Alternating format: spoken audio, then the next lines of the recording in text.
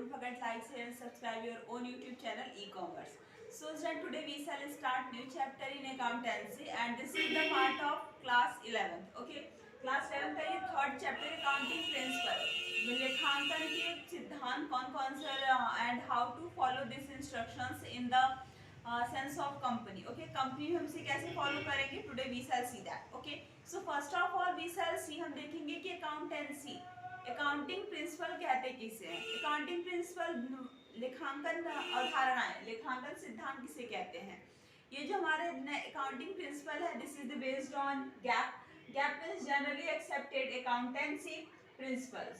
So accounting principle दिया गया इस पे हमारा टोटली ये बेस्ड होता है जिसके तहत जो अकाउंटेंट होते हैं जो हमारे देश के चार्टर्ड अकाउंटेंट हैं इन ऑल द वर्ल्ड जितने भी हमारे अकाउंटेंट्स हैं जो भी हमारे अकाउंटिंग एक्सपर्ट हैं उन्होंने बहुत सारे फॉर्मूलाज को अप्लाई किया कि कौन सी which formulas is best for the company and how to maintain a records of the company in the proper way in the regular way and on the daily basis. Okay, so जो हमारा accounting principles है इसके तहत हम लोग बहुत सारे principles को बनाते हैं. देन हाउ टू इंस्ट्रक्ट बहुत सारे इंस्ट्रक्शंस भी दिए जाते हैं कि कैसे कंपनियों को अपने जो रिकॉर्ड है ये प्रिपेयर करने हैं. सो फर्स्टली हम लोग देखते हैं इसमें जो गोइंग कॉन्सेप्ट आता है कि व्यवसाय हमारा चलता रहेगा.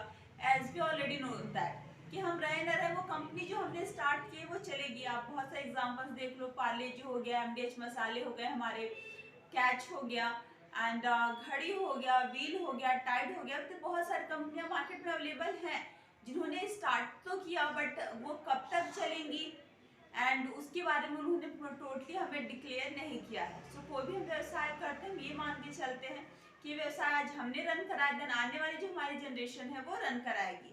सो जो अकाउंटिंग प्रिंसिपल्स है वो इस बात को ध्यान में रखता है कि जो व्यवसाय है if everywhere any new company start in India and then next year they stop their work, यदि कोई भी कंपनी सिर्फ एक साल तक ही मार्केट में रहती है वो मार्केट में कोई गुडविल नहीं कमा पाती है. मार्केट में उसने कितना पैसा इन्वेस्ट करना है, कैसे लोगों से डील करनी है, कैसे मार्केट पे स्प्रेड करना है, कैसे मार्केट को एनालिसिस करना है, ये सारे जो रिकॉर्ड होते हैं वो कंपनियां एक साल में मेंटेन नहीं कर पाती हैं. जो अकाउंटिंग प्रिंसिपल से हम देखते हैं कि हमारे कॉस्ट क्या है एंड हम उन कॉस्ट को हम फाइंड आउट कैसे करेंगे, हमारी रेवेन्यू कितनी है उस हम रेवेन्यू कैसे फाइंड आउट करेंगे, बिजनेस के लेखे कैसे किए जाएंगे और जो ऑनर जो उस कंपनी को रन करा रहा है उसके जो कॉन्सेप्ट है उसको कैसे किए जाएंगे, कंपनियां किन किन मदों से पैसे को अर्न कर सकती हैं एंड किन किन आइटम्स पे वो अपने पैसे को इन्वेस्ट करती हैं and how to maintain the records in a proper way. कंपनियां कैसे अपने प्रॉपर रिकॉर्ड्स को मेंटेन करेंगी, कैसे वो कैपिटल को लेके आएंगे बिजनेस में और वो कैसे उस कैपिटल को ट्रीट करेंगी इन द बिजनेस. ओके, सो ये सारी चीज़ें हमारे प्रिंसिपल में बताई गई हैं. सो जो भी चीज़ें हमें प्रिंसिपल में बताई जाती है उससे हम डेली बेसिस पे कोई भी कंपनियां उसे फॉलो करती हैं for the better growth in the future में बेटर ग्रोथ के लिए वो सब ऐसा करती हैं. सो नेक्स्ट इज कि जो इसके फीचर्स हैं characteristics of the accounting principle. So firstly इसका क्या आता है कि कोई भी कंपनियां एक्यूरेट प्रॉफिट और लॉस याद करने के लिए जो अकाउंटिंग प्रिंसिपल्स है उसे वो फॉलो करती हैं. सेकंड थिंग कि जो अकाउंटिंग प्रिंसिपल्स होते हैं उसका मेन मोटो होता है कि हमें मार्केट पे क्या करना है, मार्केट को कवर करना है. We have to cover Indian market and as well as international market, global market. जो कंपनियां होती हैं अकाउंटिंग प्रिंसिपल्स को वो इसलिए फॉलो करते हैं कैसे हमारे जो पर यूनिट कॉस्ट है किसी भी वस्तु की जो प्रति इकाई लागत है हम कैसे उसे डिक्रीज करें and how to earn much profit in the market in the comparison of other goods की तुलना में हम कैसे ज़्यादा अच्छी प्रॉफिट गेन कर सकें. ये सारे टेक्निक्स जो है वो अकाउंटिंग प्रिंसिपल में बताए गए हैं एंड अकाउंटिंग प्रिंसिपल कोई एक दो व्यक्तियों ने नहीं फॉलो किया ना ही बनाए हैं. इससे हमारे टॉप लेवल के जो अकाउंटेंट होते हैं वो इन्हें प्रिपेयर करते हैं, वो हमें इंस्ट्रक्शंस देते हैं कि कैसे बाकी कंपनियां अपने अकाउंटिंग को बना रही हैं, कैसे बाकी कंपनियां अपने रिकॉर्ड्स मेंटेन कर रही हैं, वैसे हमें भी अपने जो रिकॉर्ड्स है वो मेंटेन करने होते हैं. ओके, एंड नेक्स्ट होता है जो इसमें रेवेन्यू है, कैपिटल है, पर कैपिटा इनकम है, किसी भी कंपनी की बिजनेस है, ड्राइंग्स है एंड कैपिटल है, इसे कैसे कैलकुलेट करना है. ये सारी की सारी चीज़ें हमारी अकाउंटिंग प्रिंसिपल्स में बताए जाते हैं and this is the instructions of the companies act और our Indian government that in the India or foreign company if doing work in the India. So you have to follow these instructions as a Companies Act 2030.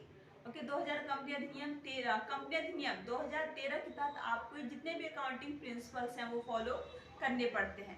So company की rate of return कितनी है, per capita income कितनी है, उसकी growth rate कितनी है, उसकी GDP कितनी जाती है, एंड उसकी जो बिजनेस एंड उसकी कैपिटल कितनी है, जो उसका ऑनर है उसको कैसे उसके अकाउंट्स को प्रिपेयर करने हैं। सो हम इसमें टोटल डिस्कशन करेंगे। So student, now I am going to start the all concept of the accounting principles. Okay.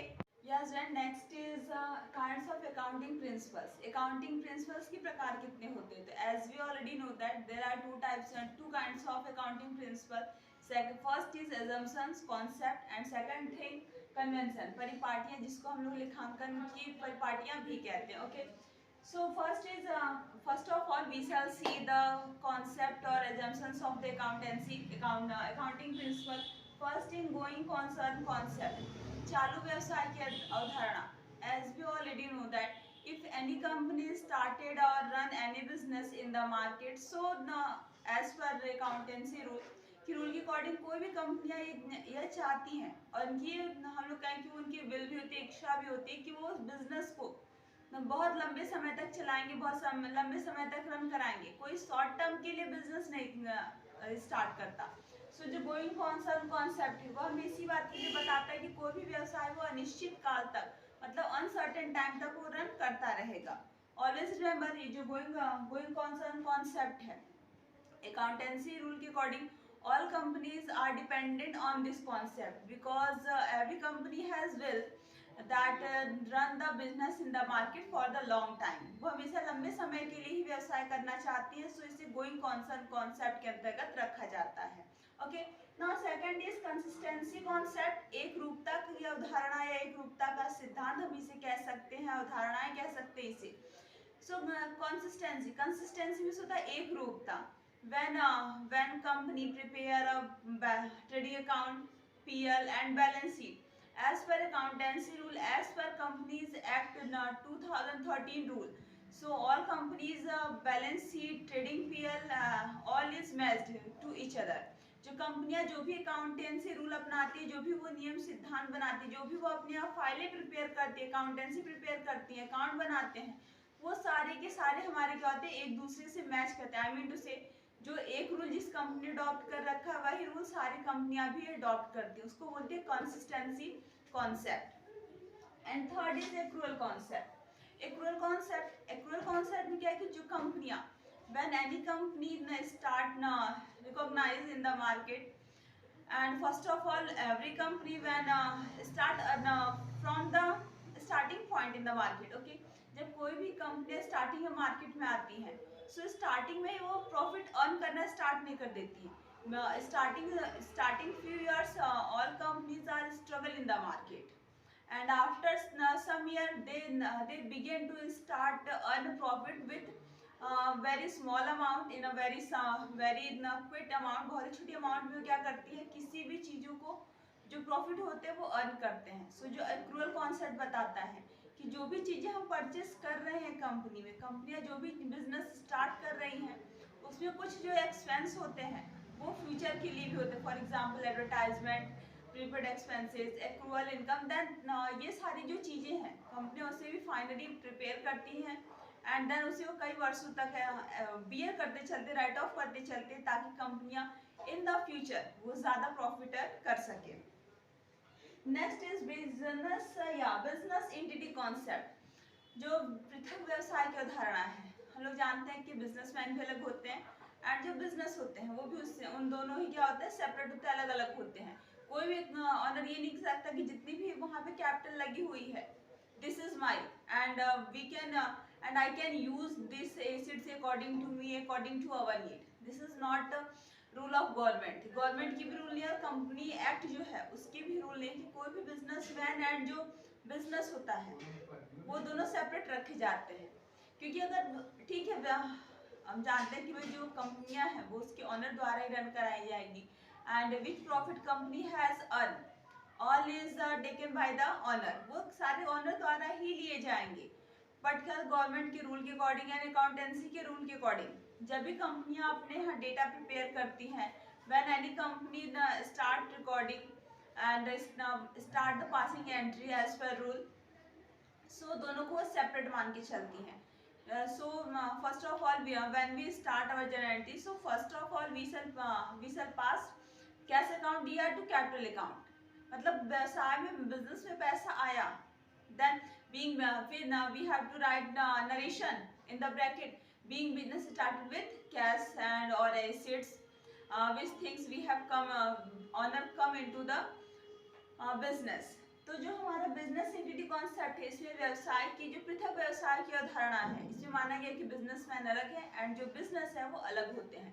So according to the rule जो भी बिजनेस अपने यहाँ अकाउंट प्रिपेयर करते हैं, रिकॉर्ड्स प्रिपेयर करते हैं, वो कंपनी के नीड की ही होते हैं, कभी भी ऑनर अपने नीड की चीज उसमें ऐड नहीं करता। And if any businessman draw some amount from the business for the personal use, so we can say that is drawings. Okay, तो उसे हम ड्रॉइंग्स कहते हैं। अगर कोई बिजनेसमैन खुद के यूज के लिए किसी अपने ऑर्गेनाइजेशन से पैसे को विथड्रॉ करता है, देन हम उसे आहरण कहते हैं। And next is fifth is money measurement concept, मुद्रा मापन की अवधारणा। So money measure concept is it is totally based of accountancy rule and it is totally based on money. If any company do any work for the money, that is called money measurement concept. Money measurement concept हमें इस बात के बारे में बताता है कि हम उन्हीं चीजों का लेखा करेंगे जो कि मनी से रिलेटेड हैं। If you do any social activities, if you do any moral activities, that is not a money measurement concept.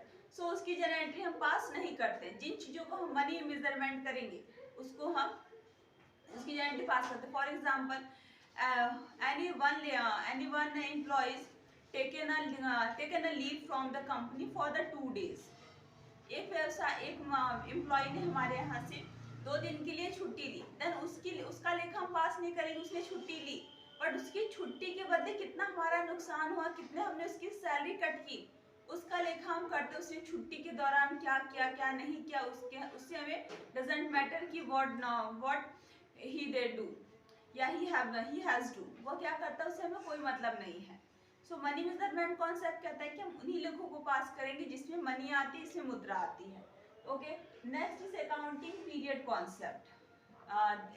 This is similar to the going concern concept because any company do business for the long time and this is not possible that we have find out the correct profit or loss of the business in each year and what's the total profit of the company.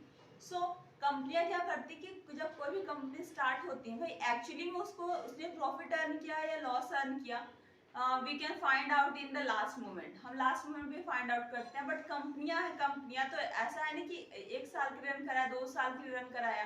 तो इसमें हम लोग क्या करते हैं कि जो accounting period concept, इसको हमने पीरियड वाइज डिवाइड कर दिया है।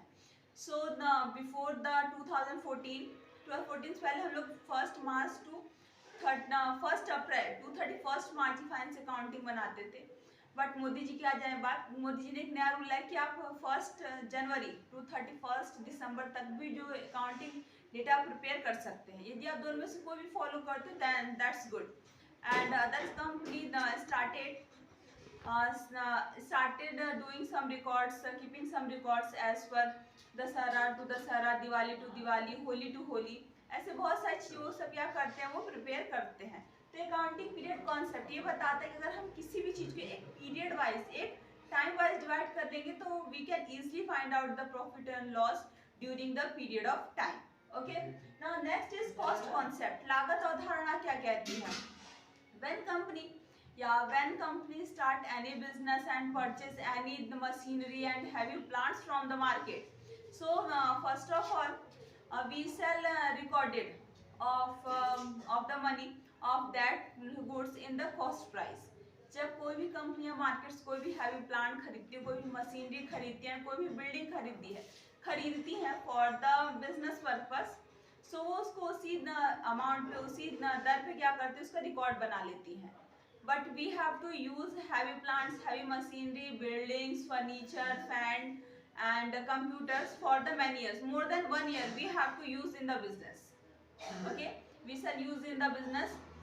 So how can it possible that we can find the accurate amount and accurate lifetime of the of that goods? तो जो हमारा कॉस्ट कॉन्सेप्ट ये बताता है कि जिसमें हम लोग उसके एक अनुमानित जो एस्टिमेटेड लाइफ कैलकुलेट कर लेते हैं एंड देन उसके अकॉर्डिंग उसमें जो डेप्रिसिएशन है वो चार्ज करते हैं. And as we already know that when we prepare balance sheet and when we prepare profit and loss, so first of all we have to show we will show the depreciation from the cost concept. So we will show in the profit and loss account debit side and then we have deduct from the related assets in the balance sheet. हम लोग जो भी depreciation होता है उसको PL में debit side दिखाते हैं एंड जो जब बैलेंस शीट प्रिपेयर करते हैं उसको जो संबंधित मद है, जो संबंधित उसकी एसिड्स है उसमें क्या करते हैं वो लेस कर देते हैं. And next is dual aspect concept या द्वितीय या दो पक्षों की अवधारणा या द्विपक्षीय अवधारणा. As you already know that when we prepare journal entry, when we pass the journal entry in the book, so first of all we have to do one side is debit and second is credit. हम लोग जानते हैं कि एक मर्ज जो है वो हमारा डेबिट होता है दूसरा हमारा क्रेडिट होता है. एक हमारा देने वाला होता है दूसरा हमारा लेने वाला होता है. For example I have purchased a new car. मैंने एक नई कार खरीदी. So what will I received and what will I given. मैंने क्या प्राप्त किया और मैंने क्या दिया. So first is I have given money and second thing I have received a car. So journal entry is car account DR to cash account. Car मेरे पास आई and then पैसे मेरे पास से गए. So एक पक्ष हमारा जो डेबिट है दूसरा हमारा क्रेडिट हुआ. तो जो ड्यूअल एक्सेप्ट कॉन्सेप्ट है वो इस बात कहता है जब भी हम जर्नल एंट्री पास करते हैं, जब भी अकाउंटिंग प्रिंसिपल्स बनाते हैं तो उसमें टू पार्टीज होती हैं. एक होता है वो जो देता है और दूसरा पक्ष होता है जो लेता है. And next is revenue recognize concept जिसको लोग रियलाइजेशन कॉन्सेप्ट भी कहते हैं. एंड रेवेन्यू रिकॉग्नाइज कॉन्सेप्ट ये जो अवधारणा है टोटली हमारे रेवेन्यू आगम पे बेस्ड है. And we do every activities for the money. हम कोई भी काम करते हैं वो मनी के लिए ही करते हैं because without the money we can't survive in the market and we can't survive in the environment because we will purchase everything from the market with the help of money. हम कोई भी चीज जो भी चीज हम मार्केट से खरीदते हैं उसके बदले हमें उसे मनी देना पड़ता है, पैसे देने पड़ते हैं. सो अगर हमारे पास रेवेन्यू मतलब आगम का कोई साधन ही नहीं रहेगा, पैसे प्राप्त करने कोई आइटम ही नहीं रहेंगे, so how can it possible that we can purchase anything from the market. So जो हमारा रेवेन्यू रिकॉग्नाइज कॉन्सेप्ट इस बात पे जोर देता है, इस बात पे वो डिपेंड करता है कि कंपनियों की रेवेन्यू कितनी है, कंपनियों ने जितना पैसा इन्वेस्ट किया क्या उसके अकॉर्डिंग अर्निंग कर पाएंगे. What company has the capacity that they can purchase any heavy machinery and heavy plants from the market and then they can company has run their business in the market. So कंपनियां जो भी revenue earn करती हैं आगम उनकी होती है उसी के बेस पे वो अपना फ्यूचर डिसाइड करती हैं. And next is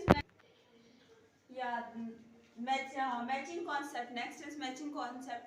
when any company match their account income and expenditure that is matching account. जब कंपनियां अपनी आगम और कॉस्ट एंड इनकम मतलब जो किसी वस्तु की लागत और जो भी उसने उस पर एक्सपेंस किए हैं सभी को मैच कर उसको मैचिंग कॉन्सेप्ट कहते हैं. बिकॉज जब तक हम मैच नहीं कराएंगे how many amounts we have expend for the making any goods for the company and then we have to sell it in the market. And हमने क्या किया कि किसी भी कंपनी ने कोई माल बनाया एंड देन उसे मार्केट में सेल किया. तो मैचिंग कॉन्सेप्ट क्या है, जब हम आगम या रेवेन्यू एंड इनकम या नहीं income and expenditure income and expenditure को मैच कराते हैं. इनकम एंड एक्सपेंडिचर को मैच कराते हैं कि हमारी लागत कितनी है और हमें उससे मिला कितना है. सो उसे लोग मैचिंग कॉन्सेप्ट कहते हैं. And last is objectivity concept, जिसको हम लोग उद्देश्यपूर्ण अवधारणा भी कहते हैं.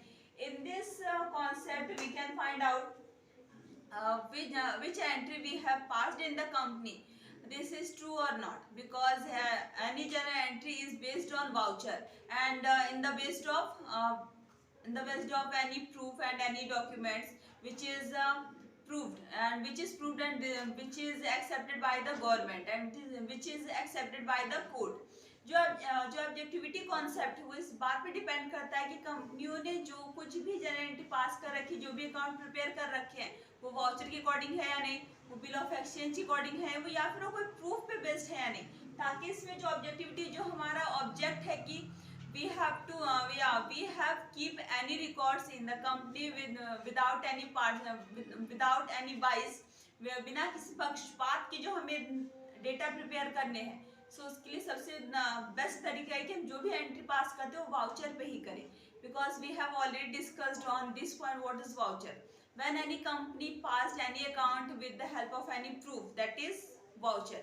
जब कंपनियां कोई भी लेखा किसी वाउचर के आधार पर, किसी प्रूफ के आधार पर पास करती हैं, देन वही प्रूफ हमारा क्या कहलाता है, वाउचर कहलाता है. For example, I have purchased a new phone. Okay, I have purchased a new phone and from the market, and then I have purchased, then shopkeeper have given receipt. Okay, मैंने एक नया phone खरीदा market से, and shopkeeper ने मुझे उसकी receipt भी दी. The receipt is a voucher, because मैं किसी को प्रूफ कर सकती हूँ कि then I have purchased this mobile phone for this cost. तो मैं उसे प्रूफ कर सकती हूँ भाई ये इतने कॉस्ट की मेरी मोबाइल मैंने परचेज की from the market. So objectivity concept क्या कहता है कि जो कुछ भी हम लेके पास करेंगे वो विदाउट वाउचर, विदाउट प्रूफ हम पास नहीं कर सकते. बिकॉज अगर बिना प्रूफ की गारंटी पास करेंगे देन कंपनियां फ्रॉड करना स्टार्ट कर देंगी. Without any selling they are showing many profits in the balance sheet, because when company showing the profit in the balance sheet they can easily not take a loan from the market, and with the help of fraud documents. So Indian government has completely restricted on that point कि उसमें कड़ा प्रतिबंध लगा रखा है कि बिना proof के we can't pass any journal entry in as a record. Okay. Yes, next is accounting conservations या लेखांकन परिपाटियां, लेखांकन प्रथाएं. तो there are 3 conventions in accounting. Accounting में 3 प्रथाएं दी गई. फर्स्ट हमारा कन्वेंशन ऑफ फुल डिस्क्लोजर, पूर्ण प्रकटीकरण की अवधारणाएं या प्रथा, पूर्ण प्रकटीकरण की प्रथाएं. Second is convention of materiality, सारता की प्रथाएं. And third is conventions of conservative, रूढ़िवादिता की जो प्रथाएं हैं उसके बारे में डिस्कस करेंगे. Okay, so first is conventions of full disclosure, पूर्ण प्रकटीकरण की प्रथा क्या है. So student, in this concept, in this conventions we will discuss that how many points. According to this, we have to record it everything which is related to the business. We don't escape anything for the future and for the anything. So in the sense of conservations of full disclosure, we have seen we proverb in Hindi. सो इसमें एक हिंदी में कहावत कह गई कि पहले ले पीछे दे, भूल पड़े कागज से ले. पहले ले पीछे दे, भूल पड़े कागज से ले. सो ये जो कहावत है, जो प्रोवर्ब है, this is the totally based on full disclosure conventions. Okay, so इसमें ये नहीं कहा गया कि आप पहले ले पीछे दे. मतलब पहले लेने का मतलब है कि आप जब आपके जो लेखे हैं वो पूरी तरह से जब सॉर्ट आउट हो जाते हैं, तो जब भी आप ट्रांजेक्शंस करते हो ऑन द स्पॉट, आपको जो कुछ भी आप ट्रांजेक्शंस किया on the based on voucher, आपको उसके लेके पास कर लेने हैं. एंड देन आपको फ्यूचर में कोई भी वर्क करें, मतलब कोई भी काम आपको पोस्टपोन नहीं करना है. You have done your all work with in the time. आपको टाइम के अंदर ही सारे कामों को करना है. एंड जब पूरे रिकॉर्ड्स प्रिपेयर कर लेते हैं बाई चांस, क्योंकि वी आर ह्यूमन बींग्स, हम लोग एक मानव है, और this is our tendency. After some time we forget everything from our mind. Okay, so हम लोग कुछ भी भूल जाते हैं समय के बाद. अगर हम सब चीज़ों को रिकॉर्ड प्रिपेयर करेंगे then we can easily revise everything from the notebook and from the record. So इसमें कहा है कि जो कुछ भी लिखे होते हैं हम उसको प्रॉपर तरीके से नोट डाउन करना चाहिए, ताकि हम trading PL and balance sheet बनाते समय हमें कोई भी एरर या फिर कोई भी प्रॉब्लम्स वहाँ पे फाइंड न हो पाए. एंड सेकंड थिंग, कुछ इसमें ये भी है कि किन किन चीज़ों को दिखाएं एंड किन किन चीज़ों को न दिखाएं। फॉर एग्जांपल कॉन्टिजेंट लायबिलिटीज, जो संभावित दायित्व होते हैं। फॉर एग्जांपल जैसे कोई कोर्ट में कोई केस चल रहा है, देन हम उस अमाउंट को, उस एसेट्स को, उस प्रोडक्ट को बैलेंस शीट में नहीं दिखा सकते, but we can show in the notebook. Okay, we can show in the working note in the last of the balance sheet and as well as profit and loss. तो जो हमारे संभावित दायित्व होते हैं, मतलब ऐसी चीजें जो कोई जैसे कंफर्म नहीं है, how to show and what's amount we can show in the our account, so उसको हम नोट डाउन करके वहाँ पे दिखा देते हैं कि ये चीज़ें कुछ केसेस हैं, कुछ अपवाद हैं, कुछ डिस्प्यूट्स चल रहे हैं, उसको नोट डाउन कर देते हैं। Second is convention of the materiality, सारता की अवधारणा। So in this conventions we have we shall find the which amounts which and we can we can record it these amounts who is the important for us, which amounts is not important, and these are a very cheap amount and this is a very very few amounts we have expense। तो अगर जिन चीज़ों को हम बहुत ही कम पैसे खर्च करते हैं या फिर जिनकी बहुत ही कम वैल्यू होती है according to the business person, so उसका हम लेखा नहीं करते हैं। जो चीज़ें हमारे लिए इंपॉर्टेंट होती हैं, this amount is a very costly, so we can record it. जो चीज़ें बहुत ज़्यादा कॉस्टली होती हैं उन्हीं को हम रिकॉर्ड करते हैं, या फिर 1-2 रुपये के जो सामान होते हैं। फॉर एग्जाम्पल यदि हम बहुत बड़ी बिजनेस कंपनी को रन करा रहे हैं, if we have need a match stick, then I have go to the then we shall go to the market and then purchase it. यदि हम करोड़ों की कंपनी चला रहे हैं, वहाँ पे 1 रुपये की मैच स्टिक वैल्यू नहीं करती, उसमें जो स्टेशनरी वगैरह हो कि जो पेन, पेंसिल, रबड़, इरेजर, ये सब उसमें बहुत ज़्यादा इफेक्ट नहीं डालती। तो कंपनियां अपने अकॉर्डिंग, सबसे बड़ी दिक्कत आती है अकाउंटेंट को कि किस अमाउंट के वो लेके पास करे और किसे वो स्कैप कर दे, छोड़ दे। तो सेकंड में क्या है कि कन्वेंशन ऑफ मेटेरियलिटी, हम उन्हीं मदों का लेखा पास करते हैं जो कंपनी के पर्पज से इंपॉर्टेंट होते हैं, कॉस्टली होते हैं। अदरवाइज हम छोटे छोटे अगर लेख को पास करना स्टार्ट कर देंगे, then we will fill our recorded with the very few amounts, हम बहुत छोटी छोटी अमाउंट से अपने रिकॉर्ड को फिल कर लेंगे। सो हम उन्हीं लेखों का पास किया जाता है, अकाउंटेंट पास करता है, जो इंपॉर्टेंट होता है, जो इंपॉर्टेंट नहीं होता वो उसे स्कैप कर देता है। Last is conventions of conservatism, रूढ़िवादिता की प्रथा। रूढ़िवादिता की प्रथाएं जो है हमारी, जिसमें माना जाता है कि भविष्य में ये हानि हो सकती है। कंपनियां क्या करती है, अपने भविष्य की हानियों के लिए रिकॉर्ड प्रिपेयर करती है। वो या प्रोविजन डेप्टर्स फंड बना लेते हैं, एंड लोन को देने के लिए उसके लिए वो फंड बना लेंगे, कोई लॉस वगैरह उसके लिए फंड बना लेंगे, लेकिन कभी वो फ्यूचर में ये अनुमान लगाते हैं फ्यूचर में प्रॉफिट हो सकता है, जबकि सारी कंपनियां प्रॉफिट के लिए रन कर रही है, बट फिर भी वो प्रॉफिट के लिए फंड नहीं बनाती, वो लॉस के लिए फंड बनाती है। If any company take loss in the future, so we can easily feel it. तो कंपनियां जो भी होती है भविष्य के हानियों का लेखा करती है, लाभ का लेखा नहीं करती। So this is not good in the company, and in the second word, in the other word we can see that this is the good for the company. भविष्य में लाभ होगा तो हमारे लिए बेनिफिशियल है, बट अगर हानि होगी तो उसके लिए रिस्पॉन्सिबल कौन होगा। तो जो हमारा रूढ़िवादिता की प्रथा है, इसके तहत कंपनियां अपने भविष्य में होने वाले हानियों के लिए पहले से ही प्रोविजंस बना के रखती हैं, बट वो लाभों के लिए कोई भी प्रोविजन नहीं बनाती, जिसके तहत ये माना जाता है कि जो एक बार प्रथाएं चली आ रही है उसको कई सालों तक अडॉप्ट करती, मतलब हानि को तब तक अडॉप्ट करती चलेगी जब तक कि उस प्रोडक्ट की पूरी जो लाइफ है वो नहीं आ जाती, पूरी जो अमाउंट है वो नहीं आ जाती। So today we have covered principles of accounting. So check the all point and note down on in your notebook. So, and if you have any suggestions and any advice for me, so please give me comment box. So bye and have a nice day.